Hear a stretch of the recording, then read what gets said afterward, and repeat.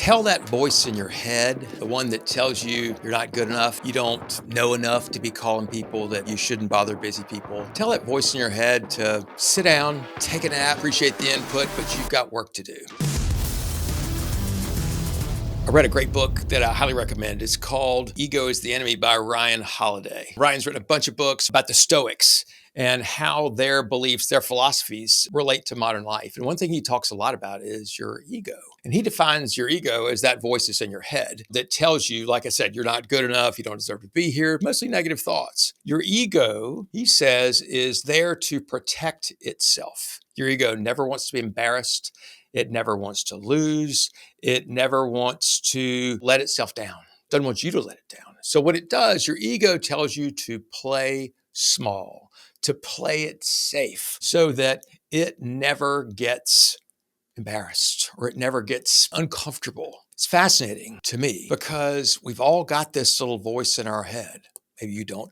I certainly have voices in my head that are telling me to play small.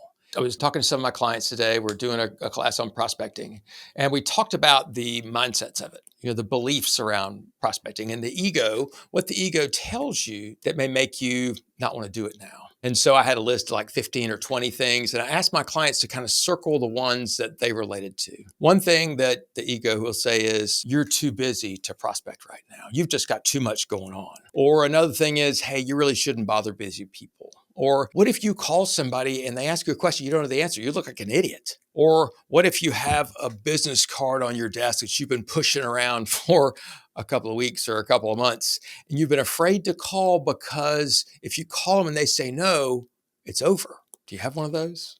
Do you have 2 or 3 of those, or maybe a stack of those?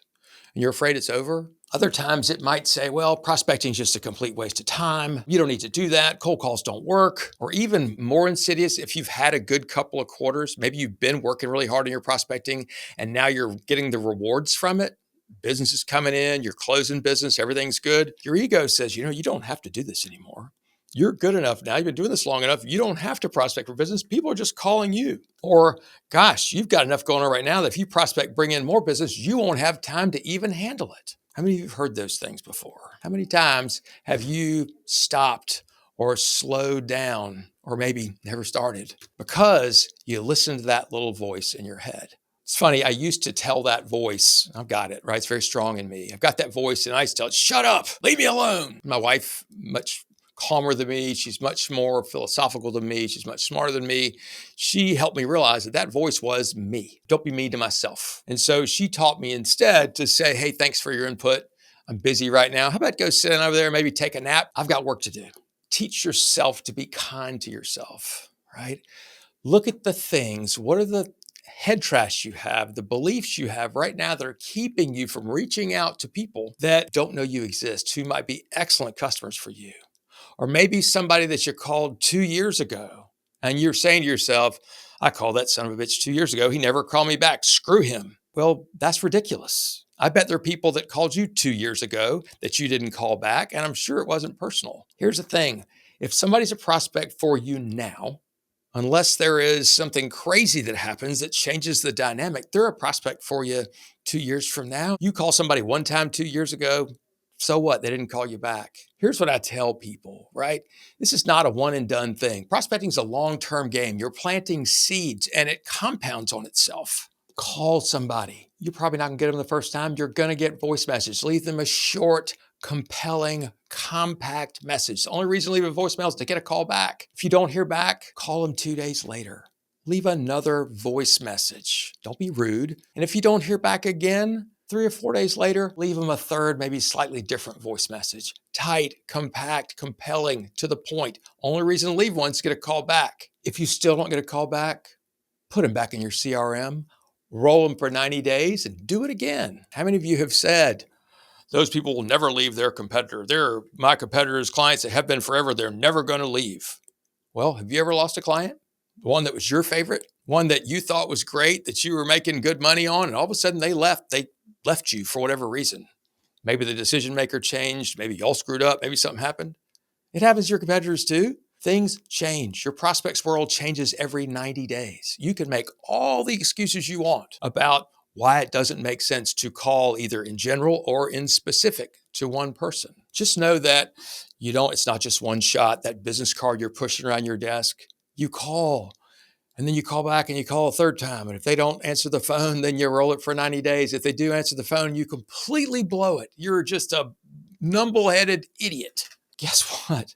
Statistics show, think about this. What's the last sales call that you received? You're on the receiving end of. If you're a business owner, it happens every single day. Think about the last one you got. Think about this. What was the person's name who called you? I bet you can't remember. What was the company they were with? If it's been longer than 48 hours, I bet you don't remember the company name. If it's been more than a week, you don't remember that it happened at all. We're so worried ourselves and make a call. Can I make it perfect? Can I get it done? This has got to be just right. It doesn't have to be perfect. Most of life, if you get it 70% right, you're crushing it. And if you screw it up, just get up and go do it again. It's completely okay. We're humans. Be human. I think prospecting is the hardest thing that we have to do. And there's so much fear around it. There's so much fear about sticking our necks out there. Somebody asked me the question. One of my clients the other day said, what's on the other side of fear? I was like, ooh, boy, that's a good one. And what their point was, most of us, if you don't ever face it, if you don't push through the fear, you'll never know. But you know what's the other side of fear once you push through it and do it anyway? Growth, achievement, money, recognition, self-confidence.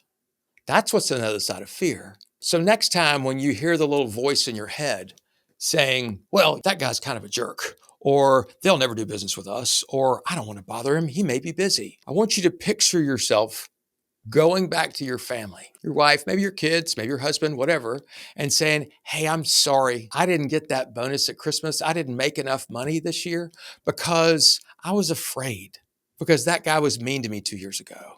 And, he was probably busy and I didn't want to bother him. See how that feels when you think about doing that and face the reality.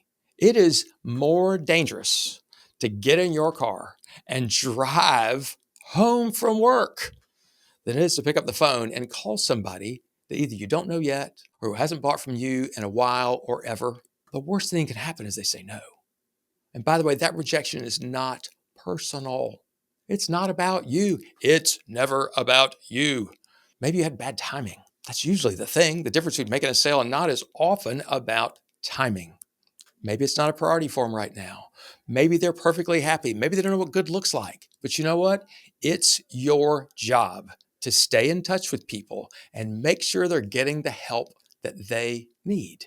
I want you to picture right now, I guarantee you there's somebody on your prospect list, probably in your top 10, certainly your top 20, a decision maker in your top 20 accounts that is today scratching themselves on the forehead like this going, I've got this problem and I don't know who to call and it's a pain in my ass. I don't know what to do. And then I want you to picture their phone ringing on their desk, and it's you calling to say, hey, it's my job to keep up with people like you. Make sure you're getting the help that you need.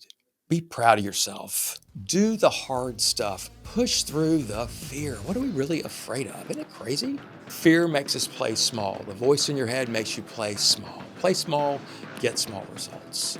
Keep your foot on the gas pedal, on the prospecting gas pedal. Ignore the speedometer. Keep going.